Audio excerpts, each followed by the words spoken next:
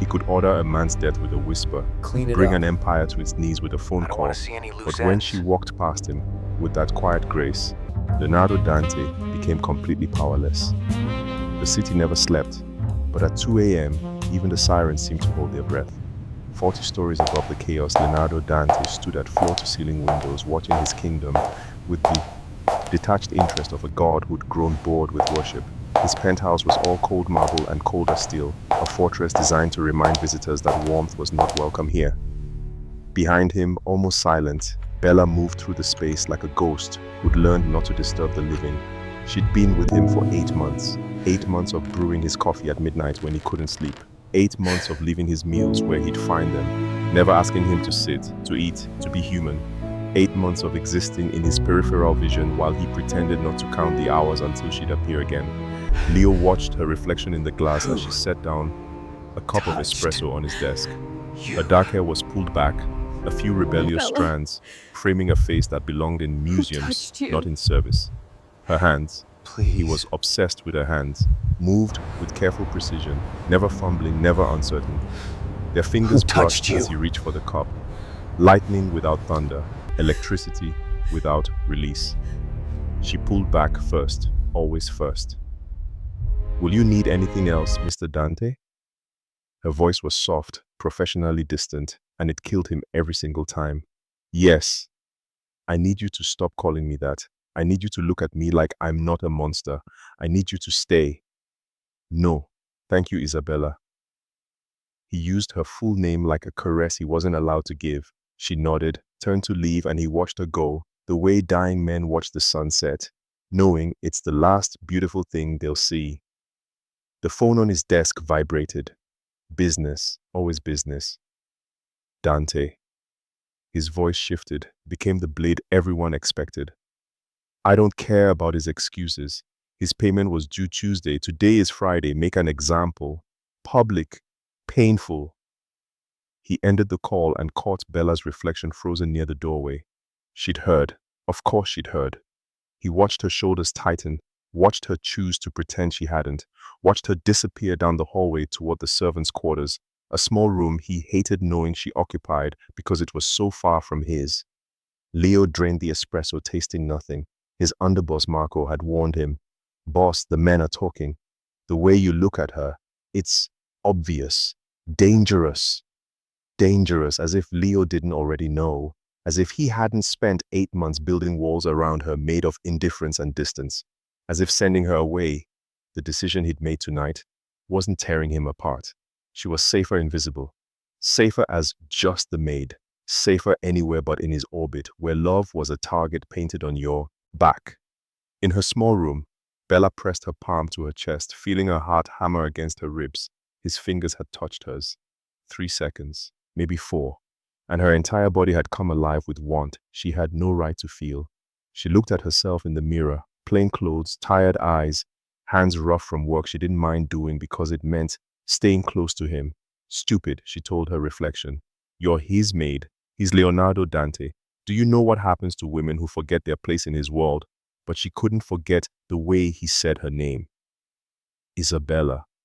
Like it meant something, like she meant something. She touched the spot where their hands had met, closed her eyes, and allowed herself 60 seconds of fantasy. 60 seconds where he looked at her and saw not the help, but the woman. Where he touched her intentionally, where he chose her. 60 seconds, then she buried it like she buried it every night and prepared for tomorrow. Neither of them slept. Both of them imagined a different life. And tomorrow, everything would shatter. Have you ever hidden your feelings for someone because you thought you weren't enough for them? Drop a comment below. Sometimes the heart knows things our fears try to silence. Morning light cut through the penthouse like an accusation. Leo had meetings, the kind where men brought cash in briefcases and left with their lives if they were lucky. Bella prepared his breakfast, set it down without a word, and mentioned she needed to go to the market for fresh produce. He looked up sharply. "Take Marco." "Mr. Dante, it's just the market." "Take Marco." But Marco was pulled into an emergency across town, and Bella, not wanting to bother Leo with something so trivial, went alone. The market hummed with life, vendors calling prices, children weaving between stalls, the smell of bread and flowers mixing in the warm air. Bella filled her basket, mentally planning Leo's meals for the week, wondering how many more weeks she'd have this excuse to care for him. She didn't notice the man following her until his hand clamped around her wrist. "You're from the Dante building?" Not a question. His grip tightened, fingers digging into bone. "Cute. The big man keeping pets now?" Bella's breath caught. She recognized the tattoo on his neck, a serpent eating its tail, the Vitale family, Leo's rivals. "I don't know what you... Tell your boss Marco Vitale doesn't forget insults." He twisted her wrist, and pain shot up her arm. "And next time, we won't be so gentle." He shoved her back and disappeared into the crowd. Bella stood there, shaking, clutching her wrist as the market moved around her like nothing had happened. She looked down, red marks already blooming into bruises, the shape of fingers branded into her skin. "Don't tell him, it'll start a war. You're not worth a war." She returned with groceries and long sleeves despite the heat. Leo was in his office, reviewing contracts, when she brought him lunch. She set the plate down carefully, keeping her left hand hidden. "Isabella." She froze at his tone, soft, dangerous, knowing. "Look at me." She did. His eyes were dark storms barely contained. "Your wrist. Show me." "It's nothing, Mr. Dante. I just..." He stood so fast his chair scraped marble. 3 steps and he was in front of her, close enough that she could smell his cologne, cedar and something darker, something that made her dizzy. "Show me." Her hand trembled as she extended it. He caught it gently, pushed up her sleeve, and the air left the room. 5 finger-shaped bruises. Purple. Angry. On her. Something fractured behind his eyes. When he spoke, his voice was barely above a whisper, but it carried the weight of execution orders and blood oaths. "Who touched you?" "Mr. Dante, please." His other hand came up, cupped her face with devastating gentleness. His thumb brushed her cheek and she realized she was crying. "Bella." Her name cracked on his lips. "Who touched you?" The way he looked at her, like she was his air, his gravity, his everything, destroyed every wall she'd built. "I can't tell you," she whispered, "because if I do, you'll burn the city down, and I'm not worth..." "Don't." The word was razored. "Don't you dare finish that sentence." The room spun with everything unspoken, and somewhere across the city, Marco Vitale made his fatal mistake. He smiled, thinking he'd gotten away with it. Bella pulled away, wrapping her arms around herself like armor. "It doesn't matter who it was. It matters to me." Leo's hands clenched into fists at his sides, every muscle coiled with violence barely restrained. "This is exactly why I can't tell you." Her voice rose, desperation bleeding through. "You'll do something you can't take back. You'll start a war over someone who's just..." "Say it." He stepped closer, his presence overwhelming. "Say you're just the maid one more time and watch what happens." She met his eyes, defiant even as tears streaked her face. "What am I then? Tell me, Leonardo. What am I to you?" The question hung between them like a grenade with the pin pulled. He opened his mouth, closed it. The truth was a weapon pointed at her heart, and he'd spent 8 months trying to keep her safe from it. "You're under my protection," he finally said. The words hollow even to his own ears. Something died in her expression. "Right, protection. Like the furniture, like the art on your walls." "Bella, I need some air." She moved toward the door. His hand shot out, caught the doorframe, blocking her exit. They were inches apart, breathing hard, the space between them crackling with everything unsaid. "You're not leaving this penthouse until you tell me. You can't keep me prisoner. Watch me." His voice dropped to something raw, almost pleading. "They marked you. Whoever did this, they know you're connected to me. If you leave now, you're exposed, vulnerable." "I've always been vulnerable." The words exploded from her. "You think I don't know what I am in your world? I'm nothing. A ghost. I serve your coffee and wash your sheets and disappear when important people arrive because God forbid anyone know Leonardo Dante lets someone like me breathe his air." Each word hit him like a bullet. "Is that what you think?" His voice was dangerously quiet. "That I'm ashamed of you? Aren't you?" She laughed bitterly. 8 months, Leo. 8 months of pretending I don't exist except when you need something.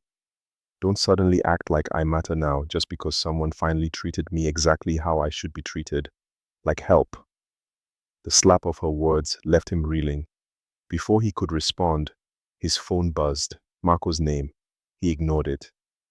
"I'm going to pack my things. Bella said quietly, the fight draining from her. This was always temporary anyway. She slipped past him, and this time he let her go, because she was right about one thing. Keeping her close was selfish. Loving her was dangerous. And Leo had never been good at choosing between what he wanted and what was right. Midnight brought chaos. Bella was in her room, half-packed suitcase open on the bed, when the alarm screamed to life. Red emergency lights flooded the hallways. Her door burst open. Leo, dressed in black, gun in hand. With me, now. What's happening? Now, Bella. His hand found hers and he pulled her through the penthouse. Gunshots cracked somewhere below, shouting, the sound of shattering glass. They reached a hidden panel in his bedroom. He pressed his palm to a scanner and steel doors slid open, revealing a reinforced panic room. Bed, supplies, monitors showing security feeds. He pushed her inside, followed. The doors sealed with a pneumatic hiss, silence, except for their ragged breathing. On the monitors, armed men in tactical gear swept through the lower floors. Leo's security team engaged them, muzzle flashes lighting up screens. Vitale family, Leo said, voice tight. They're testing my defenses. Bella's blood turned to ice. The man from the market, his tattoo. Marco Vitale doesn't forget insults. This is because of what happened today, she whispered. They knew you'd react. They're using me to... This isn't your fault. He was checking ammunition, all business, but his hands shook slightly. They've been planning this. You were just... The excuse, she finished. He looked at her then, really looked, and the mask cracked. The reason, there's a difference. The firefight on the monitors intensified. They were trapped here together. Could be hours until the all clear. The room suddenly felt smaller, the air thicker. Bella sat on the edge of the bed, cradling her bruised wrist. Leo holstered his weapon, grabbed a first aid kit, and knelt before her. Let me see it again. Leo, you don't have to. Please. The word was broken glass in his mouth. She extended her arm. He opened an ice pack, wrapped it gently around the bruises, his touch so careful it made her... Okay. It was Marco Vitale, she said quietly, at the market. He grabbed me, said to tell you he doesn't forget insults. Leo's jaw clenched so hard she heard teeth grind. I'll kill him. That's why I didn't tell you. He touched you. Each word was a death sentence. Did he hurt you anywhere else? Tell me everything. She recounted it, his grip, his words, the threat. With every detail, she watched Leo transform into something primal and deadly. When she finished, he was still kneeling, still holding her wrist like it was made of glass. Why do you care so much? She whispered. I'm just... Don't. His eyes met hers, and they were burning. You were never just anything, Bella, not from the first moment. The room tilted. Then what am I? The question again, softer this time. What am I to you, Leonardo? His thumb traced circles on her palm. Gentle, reverent, devastating. Everything, he breathed. You're everything, and it terrifies me. The admission hung between them like a confession in a church neither believed in anymore. Bella's breath caught. You can't mean that. I can't not mean it. Leo's voice was raw. Do you know why I hired you? Why I bought your family's debt from the Vitales 8 months ago? She went still. You... What? He finally released her wrist, sat back on his heels. Your father owed them 200,000. They were going to take you as collateral, sell you to the highest bidder. I found out, bought the debt, wiped it clean. Why would you do that? Her voice trembled. Because I'd seen you before. His eyes were distant, remembering. 6 months before you showed up at my door asking for work. The Children's Hospital Charity Gala. You were serving drinks, working for the catering company. Bella's mind raced back. That night, fancy people in expensive clothes, her in a plain uniform, invisible among the glittering crowd. I was standing alone, Leo continued, because everyone's afraid to approach me at those things. I'm the monster they donate money to avoid becoming. But you, a ghost of a smile touched his lips. You walked right up to me with a tray of champagne and said, you look like you'd rather be anywhere else. Me too. She remembered. God, she remembered. The dark-haired man with sad eyes who'd laughed, actually laughed, at her boldness. You talked to me for 10 minutes about absolutely nothing, he said. Books you were reading, your favorite coffee shop, how the hospital reminded you of hope even though you'd lost your mother there, and you smiled at me like I was just... A person, not Leonardo Dante. Just a man at a party who looked lonely. Tears slipped down her cheeks. I couldn't stop thinking about you, he confessed. Then, 6 months later, you appeared at my door, desperate for work to save your family. I knew the Vitalis owned that debt. I knew bringing you here, keeping you close, was the most selfish thing I could do. His voice broke. But I couldn't let you go, so I made you my maid, kept you at arm's length, pretended you were just help. Because if anyone knew what you really are to me, they'd use you to destroy me. And now they have, Bella whispered. Now I don't care. His hands cupped her face. I'm so tired of pretending, Bella. So tired of watching you exist in the shadows of my life, like you don't light up every room you enter. Leo! She covered his hands with hers. I came here knowing who you are, what you do, and I stayed because... Her voice wavered. Because those 10 minutes at the gala, you were the first person in years who looked at me like I mattered. When you bought my father's debt, when you gave me this job, I thought maybe somehow I mattered to you too. You matter more than anything. The words were fierce, final. And that's the problem. In my world, the things we love become weapons. I was trying to protect you by keeping distance. How's that working out? She laughed through tears. He pulled her forehead to his. Terribly. On the monitors, the firefight was winding down. Leo's men were winning. Dawn would come soon. But here in this sealed room, time felt suspended. What happens when those doors open? Bella asked. Everything changes, Leo said. One way or another. The all-clear signal came as pale light crept across the monitors. The threat was neutralized. 5 of Vitalis' men dead, the rest retreating. Leo's fortress held, but neither of them moved toward the door. We should go, Bella said, but her hands were still in his. We should, Leo agreed, but he didn't let go. The space between them evaporated. His thumb traced her jaw, a question in his eyes. Permission, always permission. She answered by closing the distance. Their first kiss was everything 8 months of longing compressed into a single moment. Desperate, careful, real. His hand tangled in her hair. Hers gripped his shirt like an anchor. And for those few heartbeats, the world outside ceased to exist. When they broke apart, both breathing hard, Leo pressed his forehead to hers. I don't know how to do this, he admitted. I don't know how to be what you need and keep you safe. Then we figure it out together. Bella's voice was steady despite her racing heart. I'm not fragile, Leo. I'm not some delicate thing that'll shatter. You're the strongest person I know. His smile was soft, real, devastating. That's what scares me. You're strong enough to survive my world, but I'm selfish enough to want you anyway. Good. She kissed him again, softer this time, because I'm selfish too. I want you knowing exactly what you are, what you do. I want you anyway. They stayed in the panic room as morning light filled the penthouse beyond. Leo told her about his childhood, the father who built an empire on blood, the lessons in cruelty disguised as love. She told him about her mother's death, her father's gambling, the desperation that led her to his door. When this is over, Leo said, playing with her fingers, when the city settles, I want you by my side, not as my maid, as mine, my partner, your queen, Bella teased. But her eyes were serious. If you'll have a kingdom built on bones, she considered this, will you try to be better, not perfect, not innocent, just better? For you, he kissed her knuckles. I'll try. It was enough. For now, it was enough. They emerged from the panic room, hand in hand. Leo's men were cleaning up, and every single one stopped to stare at their boss, the untouchable Leonardo Dante, holding the maid's hand like she was precious. Marco, his underboss, raised an eyebrow but said nothing.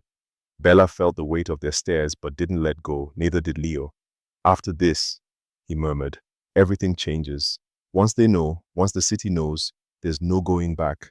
They'll come for you to get to me. Let them come, Bella said, surprising herself with her own fierce certainty. Leo's smile was sharp, proud, devastating. That's my girl. For exactly 4 hours, they existed in possibility. Then everything shattered. The call came at noon. Leo was in a meeting with his inner circle, Marco, his consigliere Antonio, and 3 capos. Bella had insisted on making them lunch, moving through the room with quiet confidence.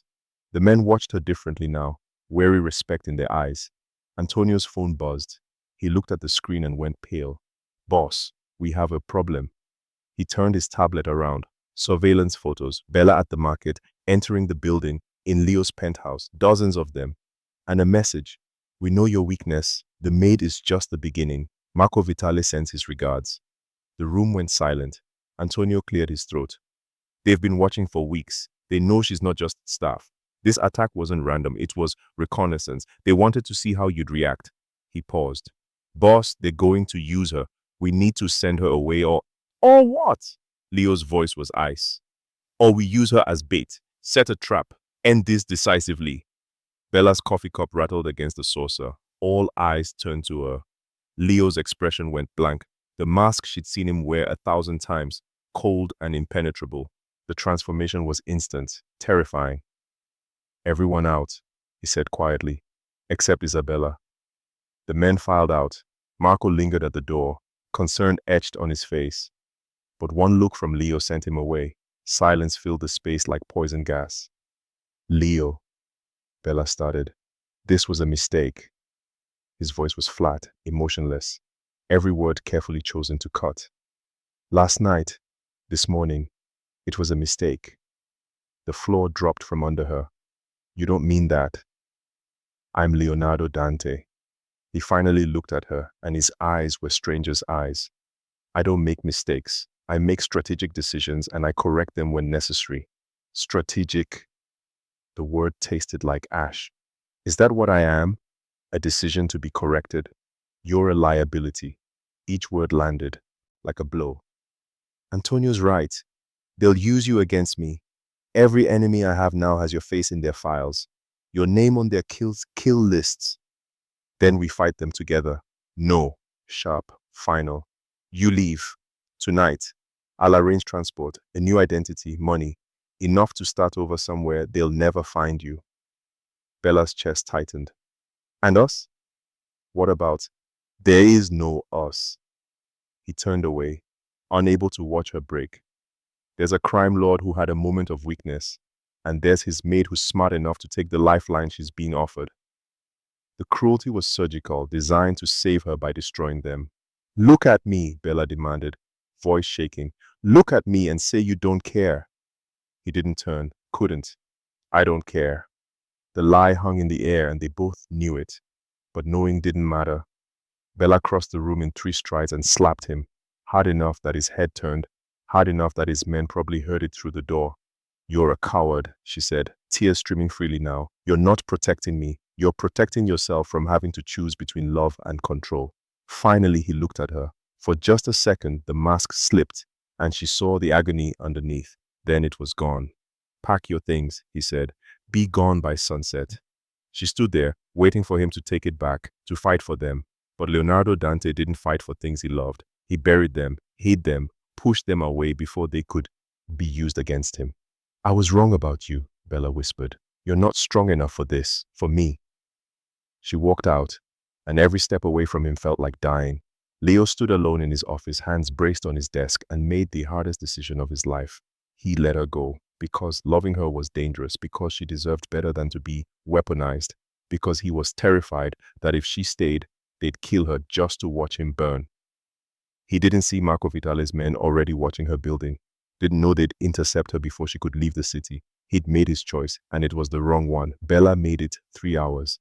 3 hours in a hotel room across the city, suitcase on the bed, Leo's money in her account, and a new passport with a stranger's name. 3 hours staring at her phone, willing him to call. He didn't. She was booking a flight when her door crashed open. 3 men, Vitale tattoos, guns drawn. She didn't even have time to scream before her hand clamped over her mouth and the world went dark. Leo was in a meeting, forcing himself through reports, strategies, numbers. When his phone buzzed, unknown number, he almost ignored it. Then he saw the photo. Bella, tied to a chair, terrified but alive, conscious. The message beneath, we have your maid, come alone or we send her back in pieces. You have 2 hours. The phone shattered in his grip. Every man in the room stood, hands moving toward weapons, ready for orders. But Leo didn't. Speak. Couldn't speak. His entire world had narrowed to that single image, her eyes, wide with fear but still defiant, still her. Marco was at his side. Boss, it's a trap. We need to plan. No. The word was barely human. No plans, no negotiations. Leo, think. They took her because I thought. He rounded on Marco, and his underboss actually stepped back.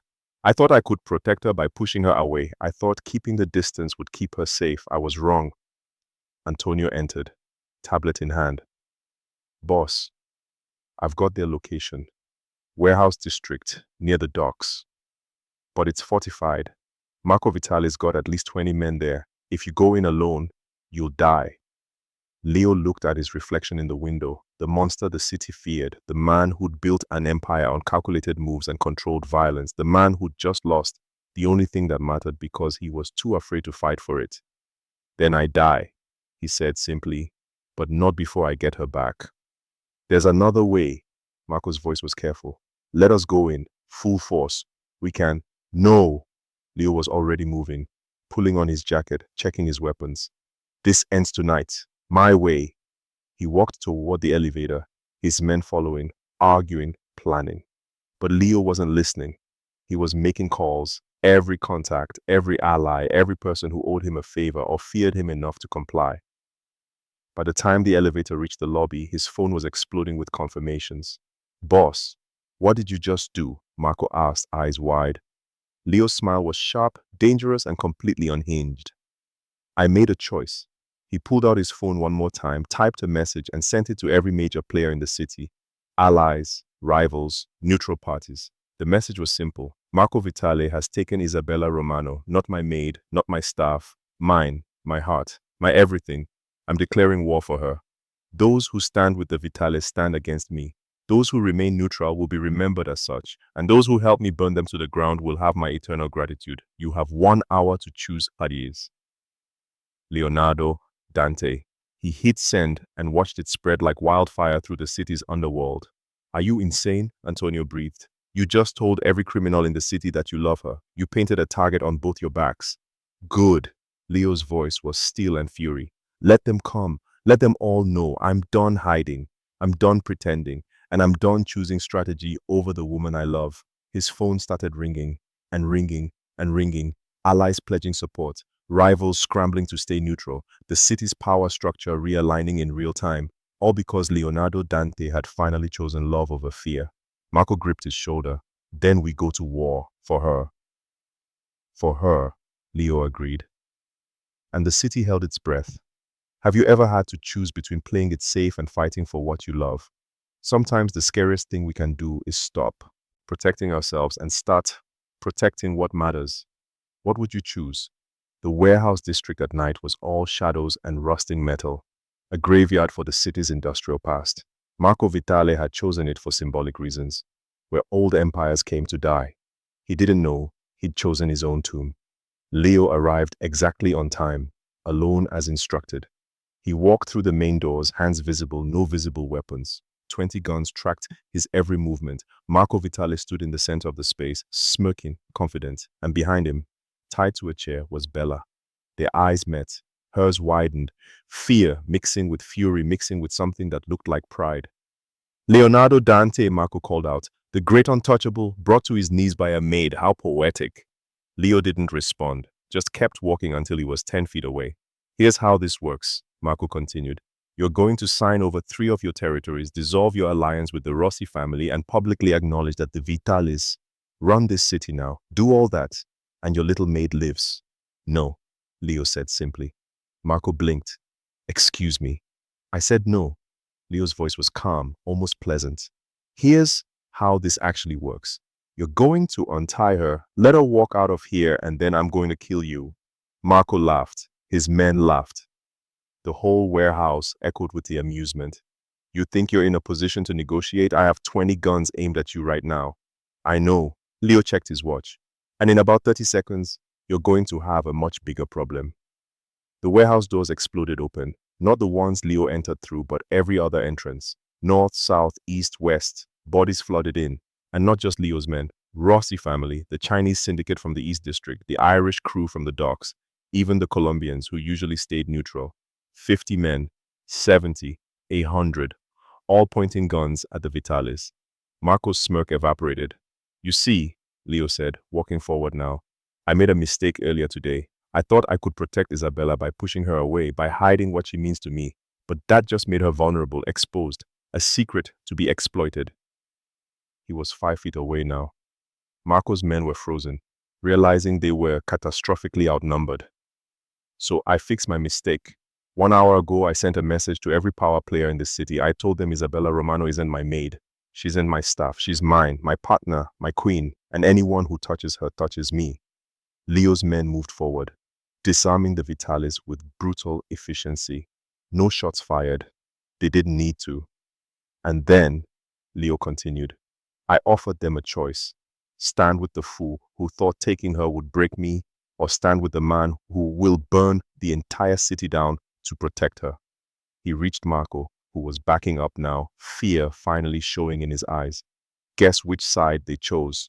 Leo grabbed Marco by the throat, lifted him off his feet. You touched her. At the market, you grabbed her wrist. You marked her. His voice dropped to something primal. That was your death sentence. Boss, Antonio's voice cut through. She's secure. Leo looked past Marco to where his men were cutting Bella free. She stood on shaky legs, rubbing her wrists, but her eyes were clear, strong. She nodded to him. I'm okay. He dropped Marco, who collapsed, gasping. Take him, Leo ordered, and send a message to anyone else who thinks about touching what's mine. He didn't watch them drag Marco away, just crossed the warehouse in long strides until he reached Bella. His hands cupped her face, checking for injuries, for trauma, for anything broken. Did they hurt you? I'm okay, she said. Leo, you came. Of course I came. His voice cracked. Bella, I'm so sorry. I thought pushing you away would protect you, but I was wrong. I was so wrong. You told the entire city. Wonder crept into her voice. About us. I did. He pulled her close, pressing his forehead to hers. Let them all know, let them all see. You're not my weakness, Isabella Romano. You're my strength, and I'm done hiding it. Around them, the warehouse had become a display of power. Every major criminal faction in the city standing witness to Leo's declaration. This wasn't just a rescue, it was a coronation. Leo turned, cupping Bella at his side, and addressed the assembled crowd. Tonight, the city learned something new about me. I'm not untouchable because I'm feared. I'm untouchable because I finally have something worth protecting. He looked down at Bella, and heaven help anyone who tests that. Silence. Then Marco Rossi stepped forward, ancient and respected. The city recognizes Isabella Romano as your consort. She has our protection, our respect. He smiled slightly. And our congratulations. You chose well, Dante. One by one, the families nodded, accepted, pledged. By morning, the story would be everywhere.